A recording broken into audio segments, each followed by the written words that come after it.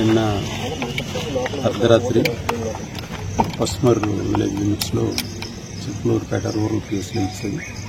దాంట్లో ఒక ఘోర రోడ్డు ప్రమాదం జరిగింది.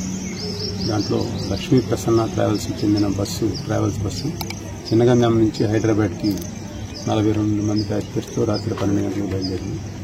కరెక్ట్గా సుమారు 1 గంట సమయానికి పసుమర్రు దగ్గరికి వచ్చేసరికి టిప్పర్కి ఎదురుగా వస్తున్న మన చిక్లూరుపేట నుంచి పర్చూరు వైపు వెళ్తున్న టిప్పర్కి ఢీకొనటం వల్ల ఆ ప్రమాదంలో టిప్పరు మరియు అట్లాగే బస్సు కూడా 2 యాక్సిడెంట్ జరిగి 2 కూడా తగలబట్టడం జరిగింది.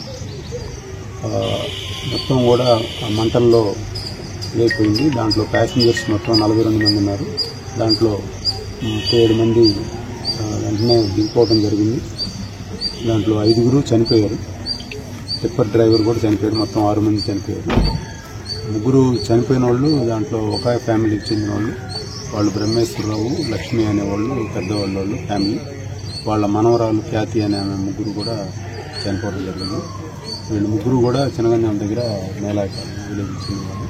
అట్లాగే ట్రావెల్స్ బస్సు చెందిన డ్రైవరు, ఆయన పేరు ఇంకా షరీఫ్ అని అంటున్నారు.